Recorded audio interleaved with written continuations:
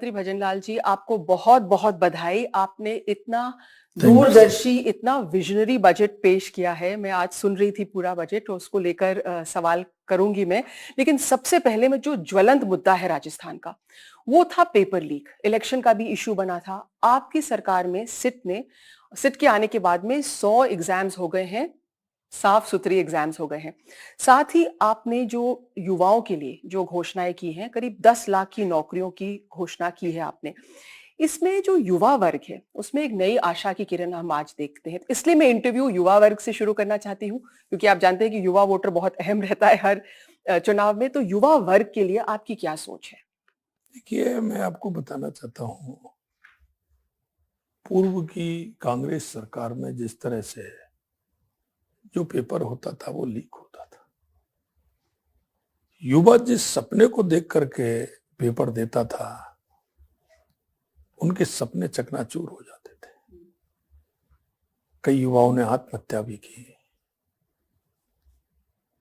क्योंकि युवा, किसान का बेटा, मजदूर का बेटा जब पढ़ने आता है तो उसके पिताजी उसको कहां से पैसा लाते हैं, कैसे पढ़ाते हैं, ये हर व्यक्ति नहीं समझ सकता। मैं गांव से आता हूं, मैं देखता हूं, और उन युवाओं के सपने जब वो पेपर लीक होते तो चूर चूर हो जाते थे। युवा खून के आंसू बहाता था। हमने हमारे संकल्प पत्र में भी रखा कि अगर हमारी सरकार आएगी तो युवाओं को, सपनों को चूर चूर करने वालों को हम किसी भी कीमत पर नहीं बख्शेंगे। और आपने भी स्टार्ट पेपर लीक से की है, इसलिए मैं कहना चाहता हूं कि हमने 100 से ज्यादा ऐसे उन पेपर लीक वालों को गिरफ्तार किया है और आगे भी हमारा चल रहा है। हमने युवाओं को विश्वास दिलाया था कि जिन्होंने युवाओं को सपनों को चूर चूर किया है, हम उनको किसी भी तरह से नहीं बख्शेंगे। और हमारी सरकार उस क्षेत्र में काम कर रही है।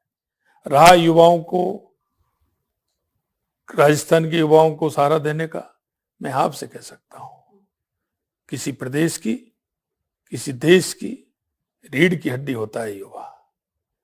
युवा आगे होगा तो हमारा प्रदेश भी आगे होगा।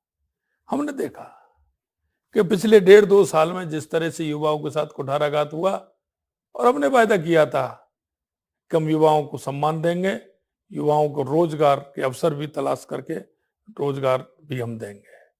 हमने आज कहा है, हम 4 लाख युवाओं को सरकारी नौकरी 5 साल के अंदर देंगे, 6 लाख प्राइवेट सेक्टर में हम नौकरी देने का काम करेंगे।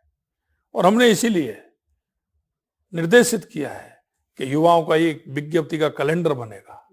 हमें पता रहता है आने वाले अगले महीने में कितने रिटायर होने वाले हैं, 3 महीने में कितने रिटायर होने वाले हैं, 5 महीने में कितने होने वाले हैं, 1 साल में कितने होने वाले हैं, वो भी होंगे। और आवश्यकता अनुसार जो वैकेंसी आएंगे, जो बढ़ाएंगे, उनको भी करेंगे। हमने ये भी कहा है कि बिना हाथ पैर के काम नहीं चलता है, क्योंकि वैकेंसी हैं, अगर उनको भरा नहीं जाए तो सरकार के जो काम हैं वो पूर्ण रूप से नहीं हो पाते हैं। तो हमने आज निश्चित रूप से कहा है और आने वाले समय में हम करेंगे। 22,000 युवाओं को हमने नियुक्ति पत्र देने का भी काम किया है। इसलिए पूर्ण रूप से युवाओं के सपने जो देखे हैं उनको पूरा करने का काम हमारी डबल इंजन की सरकार करेगी। जी बिल्कुल, आपने डबल इंजन की सरकार की बात की और हम देख रहे हैं कि जैसे पिछली सरकार में जो कहीं ना कहीं कुछ घोटाला होना या काम क्रियान्वित नहीं होना, तो जैसे फॉर एग्जांपल जल जीवन मिशन है, तो हम देख रहे हैं कि जल जीवन मिशन में आपने ऑलरेडी घोषणा कर दी है कि उसमें रफ्तार आएगी। 25 लाख जो फैमिलीज हैं उनको पानी का कनेक्शन मिलेगा। साथ ही ERPC, eastern Rajasthan canal project, क्रियान्वित हो गई है, पटरी पर आ गई है। देखिए, सबसे बड़ी बात राजस्थान के लिए पानी की रहती है, चाहे वो पीने का पानी हो, चाहे वो सिंचाई का पानी हो। कांग्रेस की सरकार ने ERCP की योजना 2013-14 में हमारी सरकार ने प्रारंभ की थी, लेकिन कांग्रेस की सरकार ने उसको लटकाने का रटकाने का काम किया। वो सिर्फ ERCP के नाम पर वोट मांगते रहे। हमने हमारे संकल्प पत्र में कहा कि हमारी सरकार आएगी तो निश्चित रूप से ERCP को हम लेकर के आएंगे और हमारे राजस्थान के 13 जिलों को उसका फायदा मिलेगा। मैं धन्यवाद देना चाहता हूं देश के यशस्वी प्रधानमंत्री नरेंद्र मोदी जी को, तो राजस्थान के लिए इतनी बड़ी सौगात दी, और उनके निर्देशन पर हमारा ईआरसीपी और यमुना जल समझौता हुए, जिससे कि हम पीने का पानी तो देंगे ही, लेकिन ईआरसीपी के माध्यम से 2,80,000 हेक्टेयर को सिंचाई का पानी भी देने का काम करेंगे। आज वो हमारी योजना हमारे मध्य प्रदेश से और राजस्थान और केंद्र से समझौता हुआ, और इसी तरह से हरियाणा और केंद्र सरकार से हमारा समझौता हुआ। तो अपन ने पानी की बात कर ली, युवाओं के लिए खैर रोजगार बहुत इंपॉर्टेंट है। दूसरी बहुत इंपॉर्टेंट चीज है, और मैंने देखा है कि जो ऊर्जा के क्षेत्र में आपने काम किए हैं, न्यू प्लांट्स हैं, कहीं ना कहीं सौर ऊर्जा के क्षेत्र में राजस्थान को सेल्फ रिलायंट बनाना, और इसमें फिस्कल मैनेजमेंट भी बहुत अच्छा हुआ है। सरकारी पब्लिक सेक्टर एंटरप्राइजेस के साथ एक एमओयू कर रहा, क्योंकि आपको जो कर्ज मिला है वो आपके लिए बहुत बड़ा चैलेंज है, कर्ज बार जो मिला है, लेकिन सौर ऊर्जा के क्षेत्र में नए प्लांट्स लाना और गवर्नमेंट के साथ, सेंट्रल गवर्नमेंट के साथ, पीएसयूज के साथ ये करना, तो एक फिस्कल मैनेजमेंट भी बहुत अच्छा हुआ है। मतलब हमारा ज्यादा पैसा नहीं खर्च होएगा और काम भी हो जाएगा। देखिए, मैं आपको कहना चाहता हूं, किसी प्रदेश के विकसित बनने के लिए, आगे बढ़ने के लिए बिजली पानी की बहुत बड़ी आवश्यकता होती है। मैं आपसे कहना चाहता हूं कि बिजली के ऊर्जा के क्षेत्र में 90,000 करोड़ रुपए का घाटा हमें मिला। यही नहीं, उन्होंने 5 साल के अंदर एक भी प्लांट नहीं लगाया, बिजली उत्पादन का 0% काम किया। उन्होंने इंफ्रास्ट्रक्चर के लिए कोई काम नहीं किया। उन्होंने लास्ट में जाते जाते सिर्फ घोषणा की कि हम इतना कनेक्शन देंगे। भाई, जब आपके पास कुछ है नहीं तो कनेक्शन कैसे देंगे? मैं निश्चित रूप से इस बात के लिए कह सकता हूं, हमारी केंद्र की सरकार को हमने 2 महीने के अंदर 1,65,000 करोड़ रुपए के ये एमओ किए, और इसी तरह से 65 लाख करोड़ रुपए का एक किया।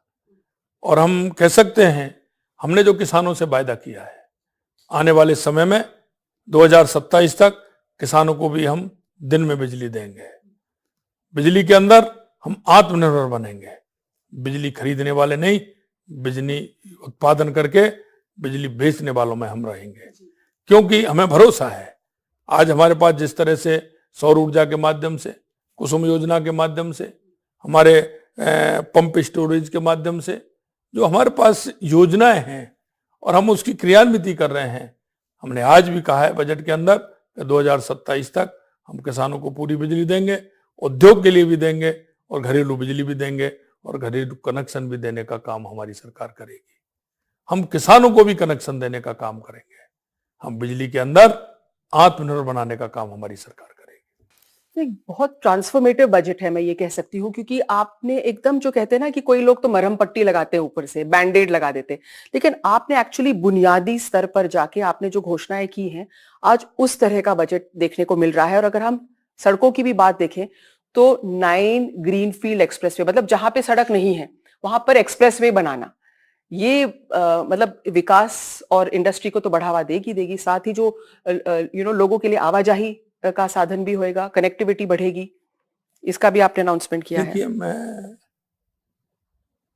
राजस्थान आपने देखा है, राजस्थान में पर्यटन के क्षेत्र में बहुत काम करने की आवश्यकता है, उद्योग के क्षेत्र में भी काम करने की आवश्यकता है। यहां हमारे अभ्यारण्य हैं, उस क्षेत्र में भी काम करने की आवश्यकता है। जब हमारा इंफ्रास्ट्रक्चर अगर ठीक नहीं होगा तो हम उस ओर नहीं बढ़ सकते। हमें इंडस्ट्रीज की ओर बढ़ना है, हमें पर्यटन की ओर बढ़ना है। हमारे इस तरह के जो मंदिर हैं और हमारे धरोहर हैं, वहां भी हमें पर्यटन को बढ़ावा देना है। इन सभी विषयों के लिए आवश्यक है कनेक्टिविटी, और उस कनेक्टिविटी के माध्यम से हम राजस्थान के अंदर हर क्षेत्र में आगे बढ़ सकें, इसलिए हमने 9 ग्रीन फील्ड देने का काम किया है। यही नहीं, हमने जिले से उपखंड तक के जो रोड हैं उनको सभी को हमने सिंगल से डबल करने का काम किया है। 53,000 किलोमीटर के रोड बनाने का काम हमारी सरकार ने हाथ में लिया है, जिसकी लागत 60,000 करोड़ रुपए आने वाली है। आने वाले समय में जो हमने कहा है वो हम करके दिखाएंगे। इसमें बड़ी बात यह है कि इस तरह का अगर हम इंफ्रास्ट्रक्चर क्रिएट करते हैं तो बिजनेस अपने आप आएगा। और आपने इन्वेस्ट राजस्थान दिसंबर में प्लान किया है।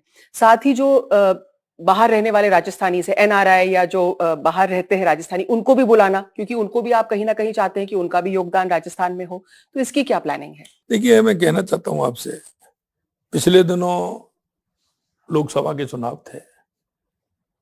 मुझे देश के प्रमुख प्रदेशों में जाने का, वहां की राजधानी जाने में एक अवसर मिला। मैंने वो प्रवासी राजस्थानी हैं उनका देखा। मैंने प्रवासी राजस्थानी हैं, उद्योगपति हैं, उन सब से मैं मिला। उन सब का डर था कि हम राजस्थान आना चाहते हैं। हमने कहा आप आइए। उनकी सुविधा के लिए हमने यही कहा है कि प्रवासी राजस्थानी का हम 3 दिन का मेला भी लगाने वाले हैं। वो आएंगे और अपने अपने क्षेत्र में वो किस क्षेत्र में काम करना चाहते हैं, निश्चित रूप से वो काम करेंगे। और समिट राजस्थान के लिए हमने दिसंबर में समय मांगा है। निश्चित रूप से हम दिसंबर में उसको भी करने वाले हैं। हम कहना चाहते हैं राजस्थान के अंदर चाहे बिजली का क्षेत्र हो, चाहे सड़क का क्षेत्र हो, चाहे हमारा इंफ्रास्ट्रक्चर मजबूत करने का हो, चाहे औद्योगिक क्षेत्र के हो, हम उन सबको पर्यटन से लेकर के जोड़ करके हम हमारे प्रवासी राजस्थानी हैं उनका आह्वान करते हैं कि आप आइए और हमारे राजस्थान में आप आकर के अपना काम करिए। और हमने ये भी कहा है कि प्रवासी राजस्थानियों को जहां हमारी बाहर के प्रदेशों की राजधानी है, हम वहां एक राजस्थान हाउस बना करके वहां उनको लाने का और उनसे कनेक्टिविटी करने का भी प्रोग्राम हमारा है। उसकी भी हमने घोषणा की है कि हर प्रदेश के अंदर राजस्थान हाउस होगा, जहां उनसे हमारी कनेक्टिविटी होगी, हमारे लोग उनसे हमेशा संपर्क में रहेंगे, जिससे कि वो यहाँ करके अपने व्यापार को भी बढ़ाएं, राजस्थान के लोगों को रोजगार मुहैया कराएं। और हमारी योजना ये भी है कि हमारा एनआरआई को जो इसमें है उसको भी हम आमंत्रित करेंगे। यहाँ हमने सिंगल खिड़की, सिंगल विंडो के लेकर के उनका काम भी करेंगे। आने वाले समय में राजस्थान में उद्योग किस तरह से बढ़े, पर्यटन किस तरह से बढ़े, निश्चित रूप से हमारी सरकार का। तो राजस्थान हाउस में दाल बाटी चूरमा जरूर रखेगा मेन्यू में। सर, जो स्पोर्ट्स पॉलिसी है वो क्या है? क्योंकि हम देख रहे हैं कि आजकल इंडिया अच्छा कर रही है ओलंपिक्स में। हमारे यहाँ से भी आपके मंत्री हैं राज्यवर्धन राठौड़, हो गए हैं, हॉर्स राइडिंग में भी अच्छा कर रहे हैं। तो स्पोर्ट्स की पॉलिसी क्या है? और सिर्फ ओलंपिक्स का मैं नहीं कह रही हूँ, मैं देख रही हूँ कि आपने स्टेट, डिवीजन, डिस्ट्रिक्ट सबको वो जो राजस्थान खेल जो है उसको आप लेकर आगे बढ़ना चाह रहे हैं। देखिए, राजस्थान हमेशा से शक्ति और भक्ति की धरती है। महाराणा प्रताप, महाराजा सूरजमल की धरती है, पृथ्वीराज चौहान की धरती है, माँ पन्नादाय की धरती है, माँ अमृता देवी की धरती है, मीराबाई की धरती है। मैं कह सकता हूं कि सबसे ज्यादा अगर फोर्स में जाने वाले हैं, शेखावाटी से लेकर जोधपुर से लेकर के भरतपुर से लेकर के हमारे लोग सीमाओं पर रक्षा करने वाले होते हैं। हमारे यहाँ का जो टैलेंट है, हमारा यहाँ का गांव का जो युवा है, वो खेल में किस तरह से आ गया है, इसलिए हमने स्पोर्ट्स यूनिवर्सिटी घोषणा की है। हमने हमारे संभागों में महाविद्यालय बने उसकी घोषणा की है, जिलों में सेंटर बने उसकी घोषणा की है। जिले में एक खेल या 2 खेल लेकर के उनको आगे बढ़ाने का काम कैसे करें, नीचे से खेलो राजस्थान के माध्यम से उन प्रतिभाओं को किस तरह से आगे लाया जाए। इसलिए हमने 2036 के ओलंपिक को देखते हुए हमारा राजस्थान का युवा किस क्षेत्र में आगे बढ़े, हमने उन सभी संभावनाओं को खोलते हुए यूथ को आगे ला करके हमारा हर क्षेत्र में युवा आगे बढ़े, इसके लिए हमने स्पोर्ट्स के क्षेत्र में काम किया है। और घोषणा ही नहीं, इसके आने वाले समय में कोच की भी भर्ती करेंगे, पीटीआई की भी भर्ती करेंगे, जिससे नीचे से उनको हमारी जो प्रतिभाएं उनको तलाश करके उनको लेकर के आए हैं, ये हमारी सरकार करेगी। सर, प्रधानमंत्री ने कहा था एक पेड़ माँ के नाम। आपने तो 7 करोड़ पेड़ों का तो कह दिया है, साथ में आपने मातृवन की भी घोषणा कर दी है।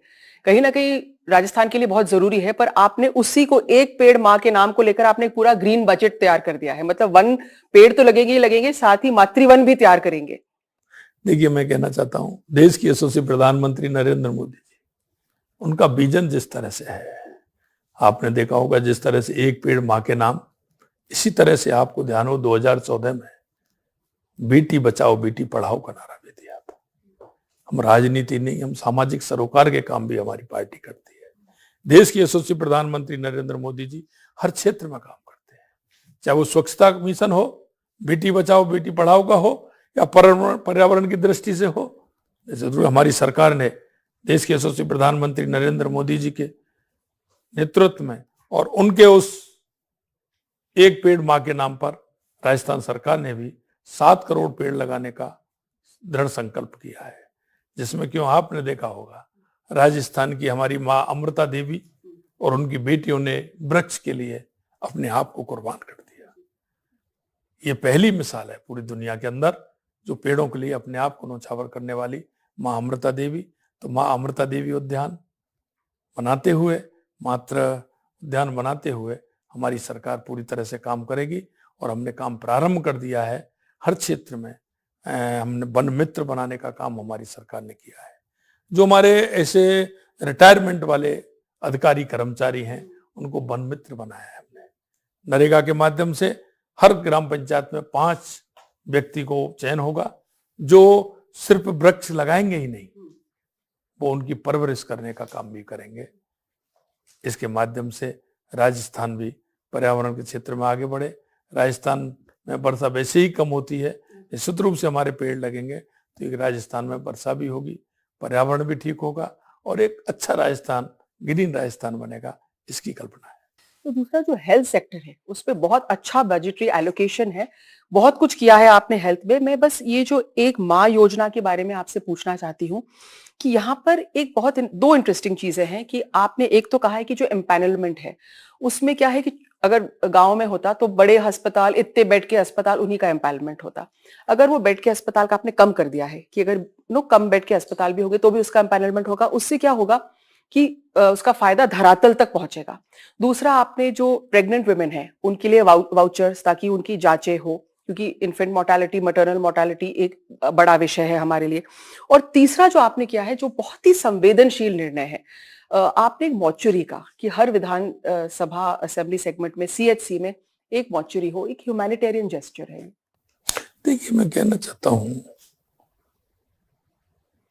कुछ बुनियादी सुविधाएं आवश्यक है, शिक्षा, चिकित्सा, बिजली, पानी। चिकित्सा हमारा महत्वपूर्ण, अगर वो गरीब आदमी को समय पर चिकित्सा नहीं मिलेगी उसकी स्थिति क्या होती है। हमने कहा है कि प्रसव पूर्व जांचें फ्री होंगी, उनका इलाज भी होगा। हमने कहा है कि हम उनको इंटरनेट से जोड़ने का काम करेंगे। हर व्यक्ति का कार्ड बनेगा जन्म से लेकर के, और वो कोड होगा उसका, और उस कोड के माध्यम से उसकी पूरी हिस्ट्री उसमें आएगी। हिस्ट्री आएगी, वो दिखाने जाएगा तो उसकी पहले हिस्ट्री पूरी उसमें आएगी कि इसकी क्या बीमारी थी, किस तरह से है, कब इसने दिखाया। तो एक उस चिकित्सक को उसका पूरा फायदा मिलेगा। कई बार होता है 10 दिन पहले जांच होती है, वो जांच भूल के आ जाता है, तो उसमें पूरी एंट्री होगी, डेटा एंट्री होगी उसकी, वो उसमें देखेगा, देख करके उसका पूरा इलाज होगा। ये भी एक आवश्यक है। इसके अलावा माँ योजना, माँ योजना, मुख्यमंत्री आयुष्मान आरोग्य योजना, माँ योजना, इसके माध्यम से देश के यशस्वी प्रधानमंत्री नरेंद्र मोदी जी ने 5 लाख तक का बीमा किया है। इसमें हमने बढ़ाया भी है, अगर आवश्यकता पड़ेगी तो मुख्यमंत्री सहायता कोष से उसको भी लाभ मिलेगा। और उस योजना के माध्यम से बड़े छोटे जो अस्पताल हैं उनमें भी उसका फायदा मिले, जिससे गरीब व्यक्ति को उसका फायदा मिल सके, क्योंकि वो गरीब वहां तक आ नहीं सकता, तो उसको भी वो फायदा मिले।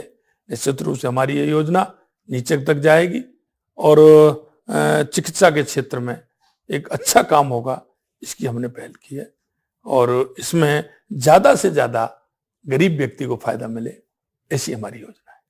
तो थोड़ा सा अगर बजट के पूरा ओवरऑल स्वरूप के बारे में मैं पूछूं, देखिए इकोनॉमिक्स आपने समझा दिया है।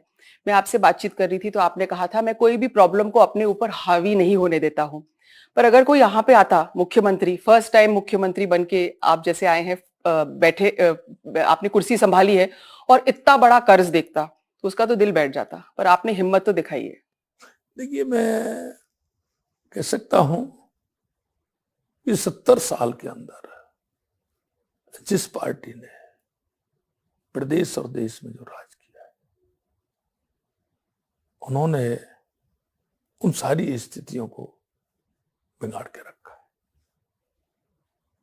है। राजनीति, राजनेता, अगर इनको ठीक प्रकार से चलना है तो आपने देखा होगा 2014 के बाद देश के यशस्वी प्रधानमंत्री नरेंद्र मोदी जी ने राजनीतिक पार्टियों को और राजनेताओं को ठीक करने का काम किया है।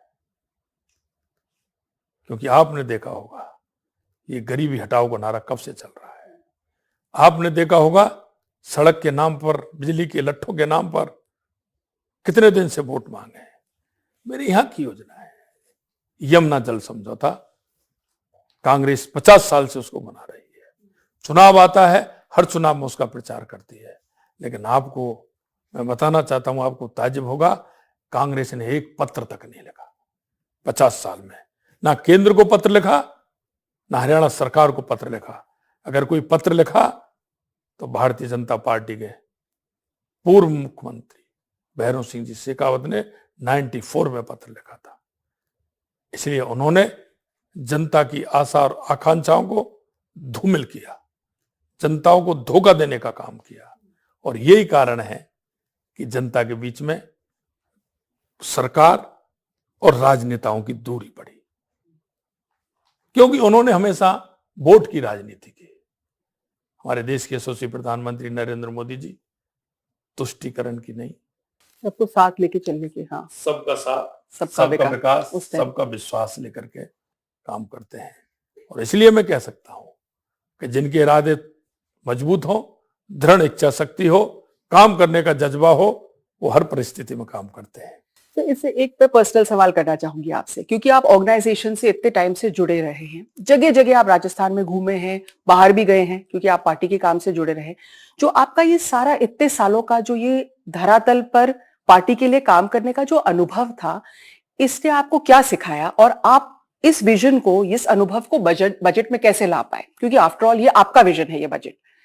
संगठन में काम करते हैं तो सारी बातें सामने आती हैं, सरकार की योजनाएं भी आती हैं, धरातल पर कैसे उतरती हैं वो भी आती हैं। एक ग्रामीण क्षेत्र के होने के नाते, सरपंच होने के नाते, एक संगठन के पदाधिकारी होने के नाते, उन सारी बातों को वो किस तरह से धरातल पर उतरती है, ये हमने देखा है। और इसे देख करके हमें लगता है कि चौधरी चरण सिंह जी कहते थे कि जब तक गांव और गांव का गरीब, गांव का किसान उस जगह पर नहीं पहुंचेगा जहां न्याय होता है, जब तक जनता को न्याय नहीं मिलेगा। ये उनका सटीक था। आज आप देख सकते हैं देश के यशस्वी प्रधानमंत्री नरेंद्र मोदी जी जहां से निकल करके आए हैं, उनको गरीब के दर्द को जानते हैं, वो किसान के दर्द को जानते हैं, वो माता के दर्द को जानते हैं, वो युवा के दर्द को जानते हैं। इसलिए वो जिस तरह से काम कर रहे हैं, और उन्होंने गरीब कल्याण की योजनाओं की परिभाषा बदली है, देश में विकास का विजन उन्होंने बदला है, सीमाओं की सुरक्षा जिस तरह से उन्होंने की है, देश में आतंकवाद और नक्सलवाद को खत्म किया है, और दुनिया में भारत का गौरव बढ़ाने का काम किया है। ये वो ही समझ सकता है जो मां भारती से, अपनी धरती मां से, अपने भारत मां से प्रेम करने वाला होता है, और अपने उस समाज के नीचे जो अंतिम पंक्ति में व्यक्ति खड़ा है उस तक लाभ पहुंचाने की बात कहते हैं, वहां तक उसका दर्द पहुंचना है। ये दृढ़ इच्छा शक्ति अगर होगी तो निश्चित रूप से काम होगा। बहुत बहुत शुक्रिया हमसे बात करने के लिए। मुख्यमंत्री भजन लाल जी बता रहे थे कि क्या विजन रहा है उनका, और ये ऐसा बजट है कि दूरदर्शी बजट है। अगले सिर्फ 1 साल नहीं, 5 साल और उसके आगे 2047 विकसित भारत का एक बजट तैयार किया है। और साथ ही इसमें पॉपुलिस्ट बजट नहीं है, इसमें अननेसेसरली जो पॉपुलिस्ट स्कीम्स होते हैं इलेक्टोरल गेन्स के लिए, उस टाइप का बजट नहीं है। इंफ्रास्ट्रक्चर पर फोकस है, लोगों की, जो आपने कहा कि क्योंकि आप ऑर्गेनाइजेशन से हैं, लोगों का दर्द समझकर ये बजट बनाया गया है। बहुत बहुत शुक्रिया मुख्यमंत्री भजन लाल जी से, एनडीटीवी से, खास इस बातचीत के लिए। Thank you.